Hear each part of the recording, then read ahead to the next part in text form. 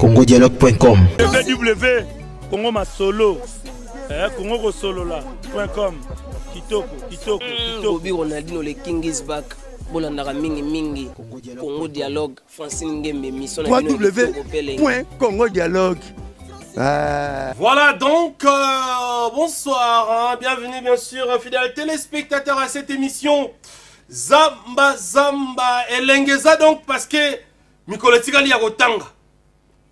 Et c'est moi na maison mère Mikoletika li ya kotanga le 17 septembre prochain. Werrason, rendez-vous confirmé au Zénith de Paris. Hein. Ce soir, Werrason a lancé un message solennel pour ses invités.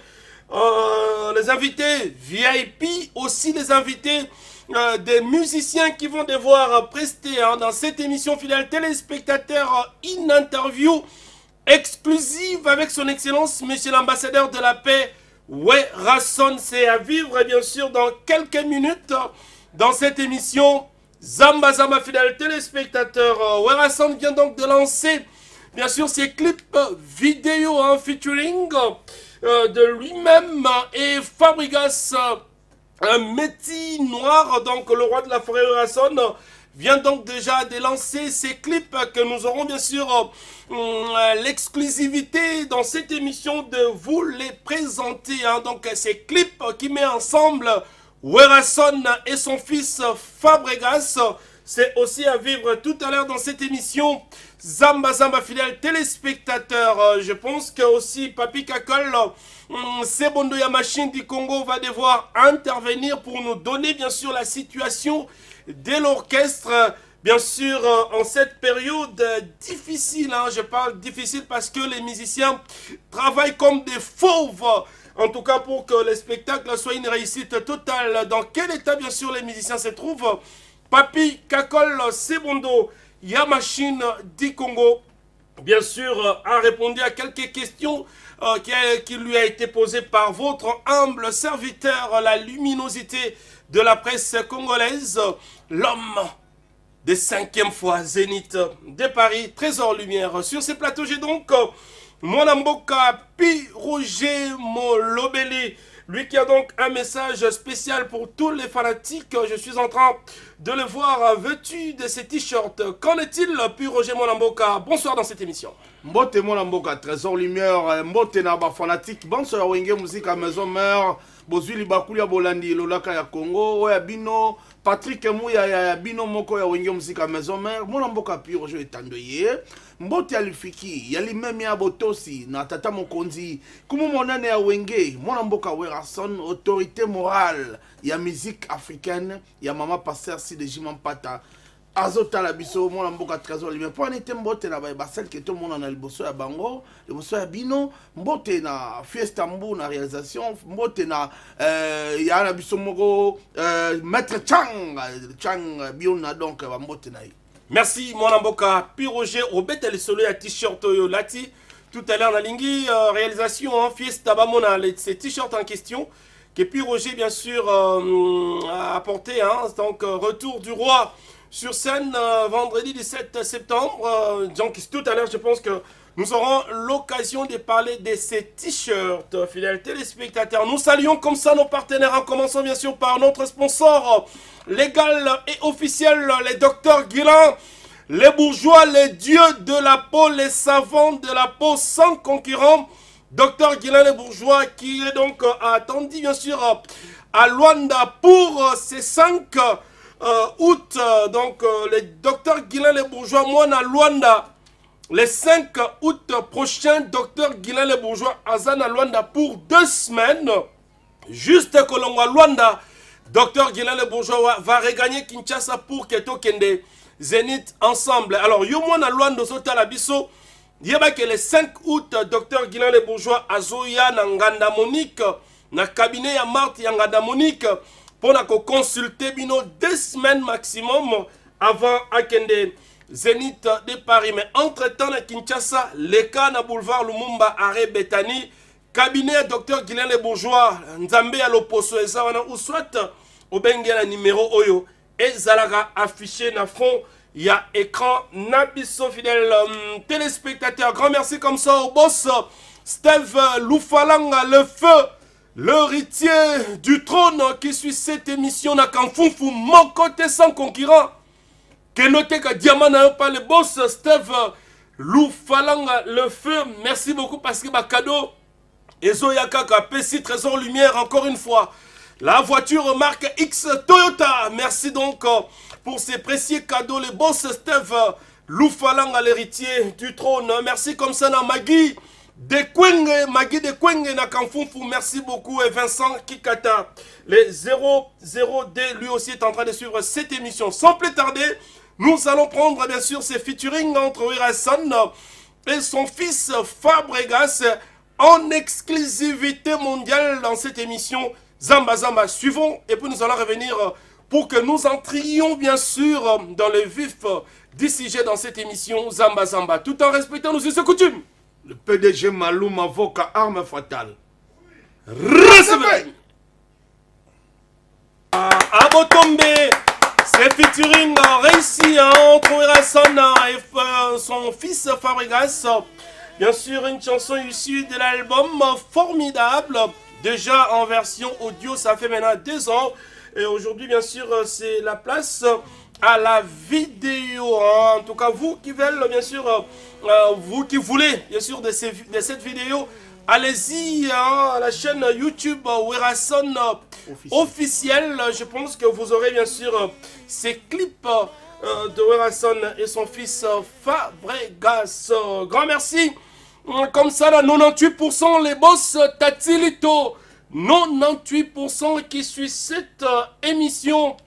Zamba Zamba et total respect na Anissé, Lukunga, Kaza, Japao, Tonton Disque. Lui aussi est en train de nous suivre. Et la Banque Centrale du Congo. Un futur parisien, Serge Kiseke. La BCC Caisse Motors, lui aussi est en train de suivre cette émission. Sur ce plateau, Mwanamboka Piroger en t-shirt. T-shirt de l'Axini. Il y a seulement Mwanamboka Trésor Lumière et qui est dans la campagne à Zénith. Donc, vraiment, le roi de la forêt, le Baki, a roti kawa fanatique na eboité. Donc, ils ont fanatique bazana Mwanda. Bamsou bazana Bandundu. Bamsou bazana Lubumbashi, na Kolwezi. Bazana Goma. Bazana Bukavu, bazana Bisika Nyonsoto. Basusu bazana Brazzaville, na Pointe-Noire. Basusu bazana Angola, na Cameroun, partout, na Côte d'Ivoire. Basengeli koza la même morale na Wirason. Il y a un moment le roi de la forêt. Après cette occasion, on va fanatique naïe. Donc, on a la même morale. On a mona wenge. À tout à l'heure, on a mona wera. On a fanatique le roi de la forêt. Identité en goyo. Donc, identité à mona wenge. Pour l'événement Zénith, yangoyo.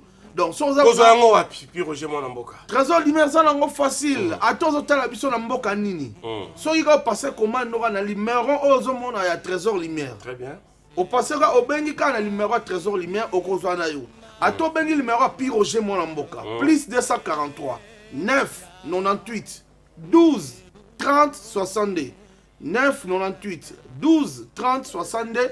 Ou bien le qui est pas Maître Ninja Sikatenda. Okozwa polo oyo ezalango côté kamapona bino eza polo moko qualité supérieure okoke nanga ta na fête okoke nanga ta na bureau donc ozalano à l'aise mais ezala identité ça mutatali abi oh mona maison mère oh mona ya wenge vraiment azo sepela zen d'abord donc mona wenge moko tazanga ngo ya on appelle merci na ba groupe matondi mingi na ba groupe WhatsApp pour soutenir le roi de la forêt pambate déjà bazako benga na minute déjà ba ingénieur Bouz na Sud-Afrique, baki ba polo ezali donc Charles Gavroche, bazo s'appelle déjà et Adam Sekoubousei le génie de Dallas. Adam Sekoubousei le génie de Dallas bazo s'appelle déjà kozwa ba polo oyo mona mboka Trésor Lumière ou bien olekika na répétition.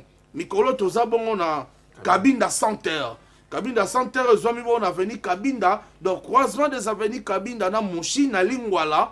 Wana na répétition, au coup de polo et zawana donc on s'est procuré déjà polo pambate. Il y a une identité à la maison au retour du roi. Retour du roi, c'est donc l'identité de Werason pour ses retours spéciaux au Zénith de Paris les 17 septembre prochain. Mais Werason a lobby avant Zénith de Paris. Adossé la biso et l'on en route vers les Zénith de Paris 2021 générique 2021 bien sûr na ba chanson oyo le boss Steve Lufalanga zana denzembu nakati boyo kangope je pense que beaucoup sepela nakati alors générique ezo sala ma bino bozana besoin ba immortaliser bino ba dédicacer bino numéro ya Trésor Lumière yango neza affiché au Bengi aux 8 dédicaces na générique 2021 Oyo, le roi de la forêt déjà Azago Sala Yango Kitoko. Tout en respectant nos us et coutumes, suivons bien sûr ces messages de lui-même, son excellence, mais c'est l'ambassadeur de la paix. Kinshasa Téléma, Lubumbashi Téléma, le message du roi pour bien sûr ces concerts du Zénith de Paris, tout en respectant nos us et coutumes. Mofino Kafuna, Yannick Kuba. Voilà, son excellence, mais c'est l'ambassadeur de la paix. Tout le monde en répétition. Yomo Rosa s'imprégner et puis babi état d'esprit à Rosa au Saranate message est tambour le monde entier. D'abord le roi de la force, la physique particulière aux États-Unis, parce que physique tout le monde en état d'esprit, vous comprenez? Bon, ça fait quand même très longtemps. Il y a 10 ans passés sur l'espace Schengen, tu es sur concerté. C'est pour la première fois que tu es sur l'espace Schengen. Bien que le Covid soit cambré sur ma casse, Inch'Allah, nous avons voilà pour match PB qui va côté du stade. La boîte en France et Zongi. Donc c'est ça, il n'y a pas de problème. Nous sommes au bêta concert. Concert wana ba congolais na Zongi Sabango. Na ba sentiment où ba perdaka des années fona Zongi c'est la bango. Tant que tu as boîte à Kenda pour transpirer tout Kazongi à l'aller à Sepeli. Mais maison mère Bissonde boulot na Bissonde yangoana. Alors vraiment nous avons assuré tout le monde à la décité. La décité, tout le monde état d'esprit contre le roi de la forêt. Va se poser la question, va inviter tout ça. Banana, yo va se prononcer. Brazzaville, est-ce que sa morale on a pas invité, donc va inviter, va parler, va inviter nous à la banane. Et puis, on va intégrer na Brazza, va inviter nous à la banane. D'abord, va inviter VIP ou va assister à un concert. Et puis, on va inviter, il y a des musiciens, il faut pas prester. Kabolangon nous andé. D'abord, premier invité à Bosso na Brazza, et les journalistes Benoît ou Tam Tam. Donc, il y a radio-télévision congolaise Benoît. Voilà, Benoît. Parce que le Benoît a tous les artistes congolais à Brazza. Et puis, il y a aussi des artistes à Brazzaville. Bon, en fait, au moment n'a pas dévoilé c'est secret. Après une semaine à Koloba, Banan Baza va inviter la Congo Brazzaville. Mais Baza déjà ciblé côté Nanga. Depuis que Yefazala, Baza 3. Mais tu as dit Sam Samora, Rosala, Tegra pas Rosala. Mais tu as dévoilé Malamogote, il faut bon battre. Voilà. Quand on a Lyon, on a bon pangana dans Makambo. Pour la surprise, c'est belé. Très bien. Au moment où Tolingi va comprendre les GT. Voilà. Bah, bango le jour J. Voilà. T'inquiète. Tu es bien préparé. Voilà. Bah, recevoir la fort. Bah, invité Baza. Parce que yo le dévoilé Malamoko. Oh, faut le bon banana. Alors, état d'esprit, slogan est comme une pote, comme un succès partout, état d'esprit. Sur le petit boy, état d'esprit. Alors, les conceptions, qui te amènent état d'esprit au vrai sens du mot. Nous vivons par la foi. Le foi n'est big sarabis. Voilà. Na rova na boya na benye na lamungu sikoyo. Ah, il faut que mon trésor lumière. Voilà. Esprit ninga na mona. Voilà. Tam spende na ko mona sauver vie na. Vous comprenez? Ah, na ko dévoiler ma comme c'était. Son bien expliquer état d'esprit tout ça yo.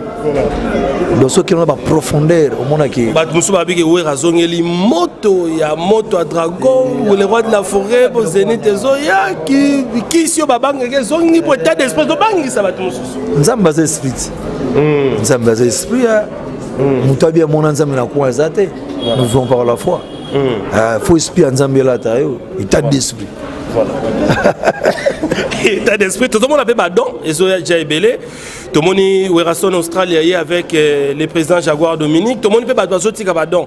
Est-ce que c'est limité déjà tes portes ouvertes pour la battre au Tikabadon là-bas? D'abord, noter comme le président Jaguar Dominique nous a présenté ma condoléance. La famille biologique naïe, à autour de père et maman, ça fait très mal.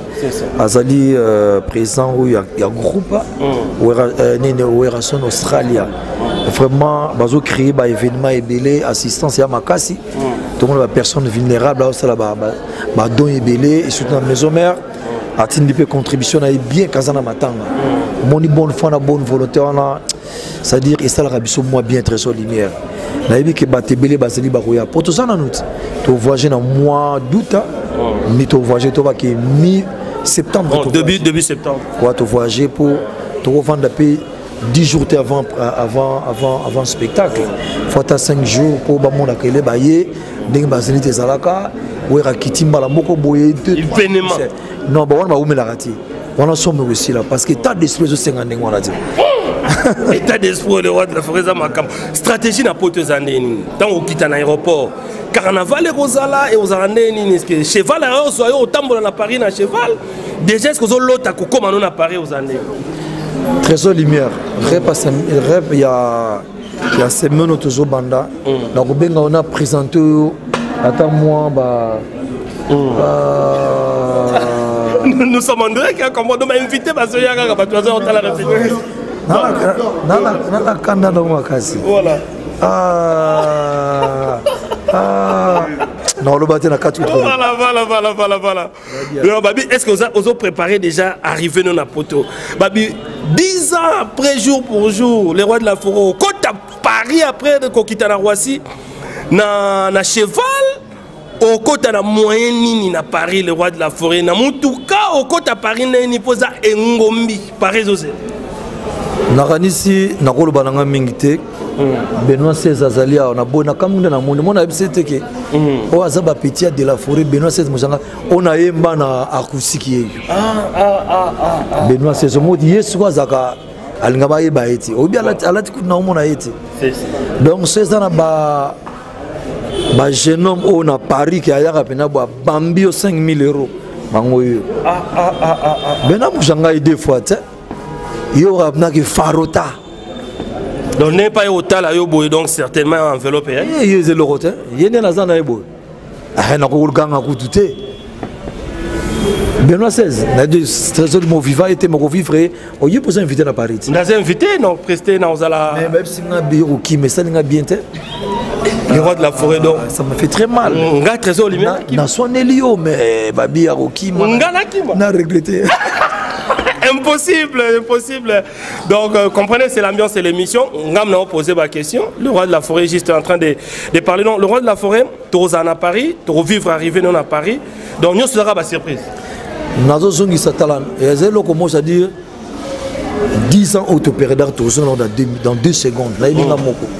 Na yebi sentiment ya population na yebi sentiment ba fan et loko ni ba lingaka na yebi ba mère wana na yebi ba tutu na yebi ke na minito tous les diaspora yebi ke muto abunda na biso ba komba yi wana ndia zo beta conseil oya bunda na biso ba komba ngai Werason na marché na bango na lia na bango ba massa na ngai ba vie na ngai ba petit na ngai ba camarade na ngai donc ba lekio ya biso ba yebi ke vie bunda na biso na komba sur azua vers biso en tout cas na mono akanga boko azalati et puis na baki mbongo oyo tokosa na kata concert mais ces producteurs c'est 40% il fait que na personne vulnérable il faut que na est on a contribution na tokosa pena ki funda yango sur 100 000 sur 80 000 sur na repesa na ministère sur na repesa na association to yokani to sombi matoko etika on a européen ça m'a partir à Paris to ozonga na recette na Kinshasa opesa ngo to nango to yango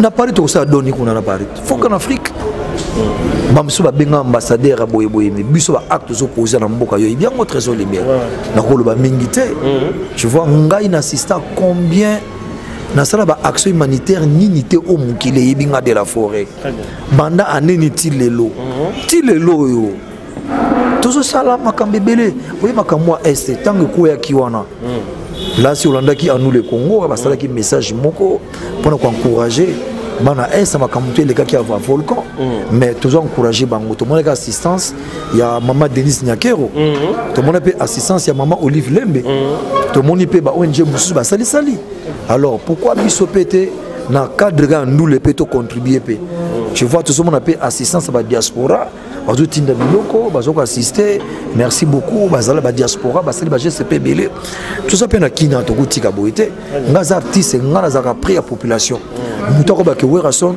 aza pris à population te sekaza mutalibanda ebindu la Congo te en tout cas Trésor Lumière merci beaucoup. Merci le roi de la forêt. Tokutana parce que chez Menza Moulay aéroport Anjili Tito comme à Paris tous ensemble parce que nous serons qui Voilà bien sûr les messages de son excellence Monsieur l'ambassadeur de la paix Werason qui a parlé bien sûr de ses invités, ces concerts qui s'annoncent très grand pour bien sûr le retour de la musique congolaise sur la scène parisienne. Je pense que vous tous qui êtes intéressés, allez-y bien sûr acheter votre billet chez Fnac. Donc la vente est aussi en ligne. Ou soit si vous êtes à Paris ou à l'espace Schengen, je pense que vous connaissez tous le kiosque Fnac. Allez-y acheter vos billets parce que le 17 septembre, comme lui-même Werason vient donc de dire qu'il sera là, en tout cas pour que la fête soit totale. Beaucoup de réactions, les présidents Jeannot, Binanou, Assé, Kouya, bien sûr, est en train de féliciter Werason pour ses préparatifs qui se passent à la cabine de Saint-Terre. Yo pour tout à la bis aux mécènes, aux patrons, aux la musique congolaise, Wenge musique à maison mère se préparer dans la cabine de Saint-Terre. Tout le monde est le président Jaguar Dominique. Après si prime pour les musiciens, merci beaucoup. Tout le monde a prime zoya, prime d'encouragement zoya, en bien, en vivre, comme Nambongo et zoya, aussi les boss Steve Loufalanga le feu. L'unique et le seul grand acheteur de diamants, le Lona Kanfoufou. Il n'y a pas le bien sa prime spéciale pour les musiciens. Je pense que geste et un et ça très bien. Je pense qu'Anissé Lukunga va faire de même. Le boss Tatil va faire de même. Puis Roger. Ouais, Trésor Lumière. Mboka, est-ce que l'enseignement message Awa, que Batubaya quand même quoi accompagner phase il y a préparatif, il y a une musique à maison mère. Est-ce que Batouazo il y a un message qui capté? En tout cas, moi, je Trésor Lumière, sans to pesa na ba imboka en tout cas comme les bona matoi, toza ko mona lo lenge kani Batouaza ko leka na sika toza ko sala milu à répétition na cabine centre ils ont mis na croisement des avenues Moshi na cabine donc na commune Lingwala en tout cas ils ont la pena pour tout le monde matamakala maza ko kitapo tout le monde bakulaka. Lokola excellence Gilwando Mboyo oyo bana renaissance baza ko lelaye na mai na misu atinda ki pe Buidal fondation Buidal yaki tomona ki bato lokola ba Nike Kuba mufinu ka funa o bazo nga papa cette commune alekaki tomoni bato ndenge na ndenge baza ko leka ba PDG Maluma Foka ba M22 Fiston Ituku ba Bruno Lubika mbonga propre bazo tinda ba enveloppe eza ko ya ko encourager ba artiste donc yope ozali patron olinga wenge musique à maison mère orchestre na eza ko milengele donc soki po bengi ata Trésor Lumière olingo sala eloko na yo ekokoma obengi maître ninja chargé oyo aza chargé bongo ya stratégie obengi ye olingo sala action ekokoma po nango o vena ezosala bien omeke bamise baye bameli balie bazwi mwa transport esalaka kitoko bongo nde po orchestre eza ya bino bafanatique nde tomonaki honorable Alita Chamala lesa bana Congo alobi kala mingi te papi papi ngina mau na ba papa Raymond bakoya kota la répétition Werason pour basala pe moi eloko ya honorable Alita Chamala. Voilà Trésor Lumière et donc bien dans web ça va fanatique à maison mère bakota na Werason officiel batala clip oyo featuring ya Werason na Fabrigas ba zelape toza kosala bino lo moi kitoko o babengi bongo 2021 zoya bino molinga mabanga Trésor Lumière le bien. Merci. Puis Roger, mon Moka, je pense que ça continue cette série d'interviews. Nous allons aussi prendre ces 5 minutes que nous avions pu réaliser avec Sebondo Yamashine du Congo en tant que chef d'orchestre, lui qui est en train bien sûr de gérer tous ces musiciens qui sont donc logés à cabine de Saint-Terre. Comment est-ce que ça se passe? Suivons et puis nous allons revenir pour que nous allons petit à petit vers la chute, hein, même. Soyez sans crainte, nous allons finir bien sûr avec ces featuring entre Werason et Fabregas, signé bien sûr la chanson honorable Abo Tombe, c'est pour tout à l'heure. Donc suivons d'abord cette interview réalisée avec Papi Kakol, Sebondé à Machine du Congo, tout en respectant nos us et coutumes. Serge Makila, le dragon de la monnaie. L'affaire a pété Nzembo. Les rois de la forêt a validé qu'ils ont déjà bien. C'est bon, ça non Nzembo parce que les collègues, les anciens chefs d'orchestre, a pété Nzembo. Très bien. Loko ya bandeko o basangani. Et ça fox il y a les rois de la forêt. Mais si on a idée on zo senga pe les rois de la forêt faut pas ça Nzembo na kati. Si les rois de la forêt. Les rois de la forêt pas au Nzembo. Mais les rois de la forêt, il y a un lobby bodant, c'est la bisognon, c'est les événements, tout le monde a fait rigola. Voilà. Faire rigola, il y a au monde les rois de la forêt, parce que il y a les rois de la forêt. Oui, bien sûr, thème c'est faire rigoler. Attends, un pays étranger, na Kenya, na Bengé, ah vite imana faire. Musicien, oui, très bien. Donc, à ça image les rois de la forêt. Donc, et là, il y a bien. Ba soutenir yango eloko ya mabe ba benganaka yango musika mais idée à faire eza idée ya mabete eza idée bien il faut que soutenir yango donc c'est ça donc on a besoin bana tu les rois de la forêt il faut baza na se makolo ya papa na bango. Très bien, c'est pas ça, c'est ça. Merci. Très bonne idée. Voilà, nous sommes très rassurés, hein? Ferrego là. Dans le prochain jour, à on a Papa Naël, le roi de la forêt, Malobaya, Papi Kakol, Sebondé Machine du Congo. Alors, Sebondé Machine du Congo, tu as évolué bien. Mon équipe solide, ya Saganate. Chorégraphie, synchro, Marambutu synchro, mais Bino Bossali, un mois aux États-Unis. Synchro, on a la chorégraphie, pas un musicien, le roi de la forêt, et Salama Indeni. Zama, Salama qui avant, tout le temps, on modifier, mais synchro, les grands formateurs. Très bien. Abanda makambo banda bazalaka wenge ensemble. Les grands formateurs, les rois de la forêt. Très bien. Phénomène. Lena monagae alongola un souci à vie. Souci à vie. Parce que mon killet au cancer déjà au koufa. Il faut chaque souci. Trésor il faut boularilo quoi un jour à la soutenir mon. Mais ça fait mal hein, quand on pense à ça. Tu as vu? Donc là tu penseras déjà bon au tala que bana ba otikala ngala ozali souci. Yangola la mona le roi de la forêt longola nga ba souci à vie. Il faut azala kaka.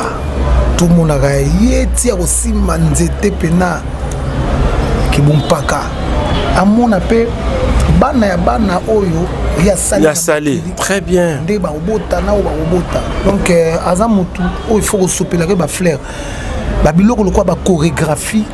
Eze logo te pana là toujours bouler nango calcul nango déjà zali instrumental nango toujours bouler zo kota mamo zo kende. Très bien. Donc oza 5e fois Zénith. Donc eza azamutu oya robetela maboko mingi azamutu oya ko sopele ba fleur. En plus c'est bon noto que vers la fin aux États-Unis biso za na Kinshasa Nicodème amona na tazawapi parce que awa wenge yango ezo répéter awa Nicodème amona na teyo za na États-Unis ensemble naye tout mona ba image ba vidéo mais bozongi azongi te toi on a besoin de précision za chef d'orchestre au solarana bango nyonso gera bango Nicodème azawapi précisément. En tout cas, Trésor le tokendaki na ebika ke Nicodème biso zaki na Chicago na Big Boss le roi de la forêt. Oui oui. Nicodème azalaki na Dallas. Donc vous avez été à mon côté. Biso toye fête ya mariage ya Masana biso Escobar na Dallas. Tout le monde na Nicodème. Utene pe to yambani to kepe na mariage. Et sili biso to koti na avion tozongi Nicodème atikali. Bozongi Chicago. Tozongi Chicago atikali. Donc yatika na Dallas. Atika na Dallas. Très bien. Bon ngana beka air moko ndezalaka. Awasana ba makamna ele msunde za kaka après oyana na Chicago pona kutana pe na ba made ko kutana pe na ba famille sambote. Bon nandenge tito ya ngana ebite. Bona ko benga ele olandeli. Adi azaki na problème moko ya famille. Ya famille. atikali alandela ma famille après a rejoindre biso na Kinbo comme ma famille azolandela ngo na États-Unis to na Canada parce que depuis Canada adore na Canada après wana soka silisine comme États-Unis na Canada za nango kaka et l'on presque mboka moko kokota na après wana biso ye bon des disciplines igwa benga kalobi makambo za nango etikali muke azozonga na aoya rejoindre biso alanda biso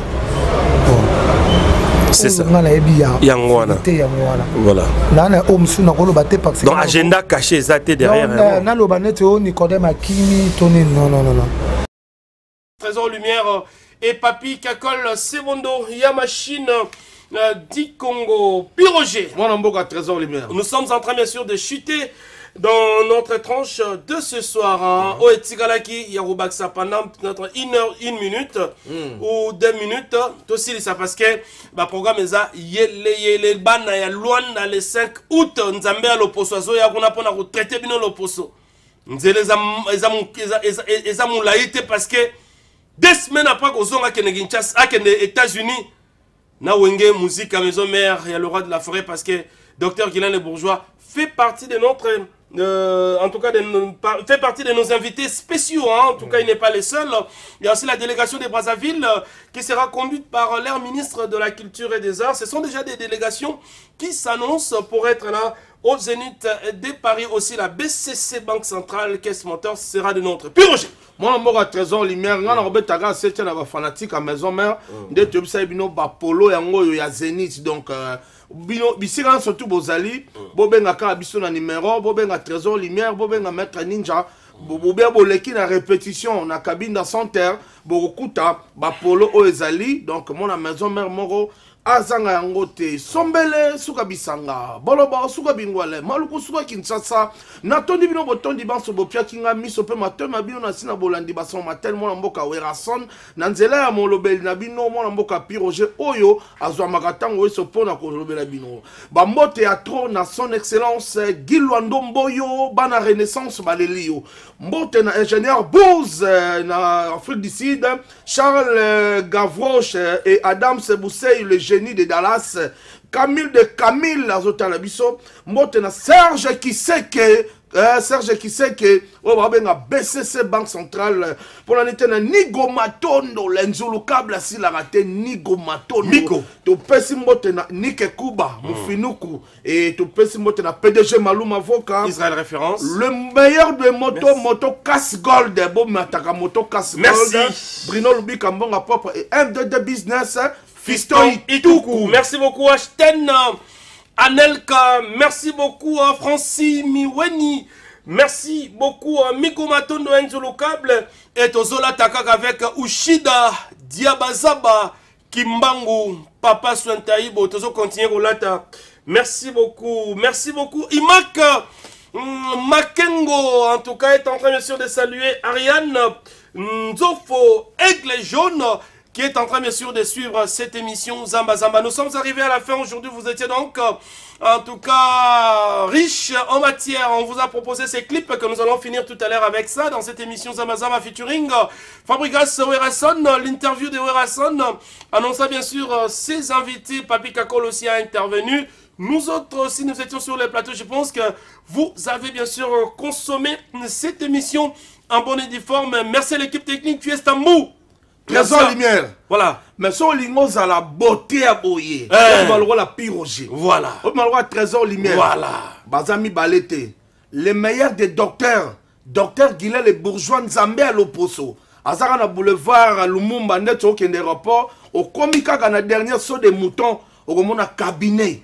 Au Bongi sa posonayo. Au zala bien. Bako sa yote Bazami Balete. Moko kaka. Docteur Guilain Le Bourgeois. Merci. Merci beaucoup. Donc, merci à l'équipe technique Michael Thio, Clovis Kikwe. Merci à vous tous qui avez suivi cette émission. Darion Toto Bajiga, les combattants Imak Makengo. Merci beaucoup. Grand merci comme ça. Diego Mobola, Digital, rêvons grand. Comme le Paris Saint-Germain. Total respect à Maman Bertina Fofola, portugaise, et la maman de Trésiane, Maravilla. Donna Monica, merci au très grand champion.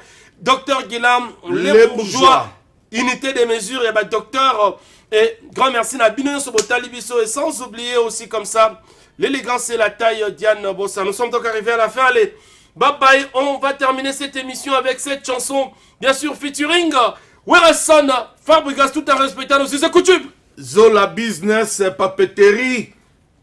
Recevez.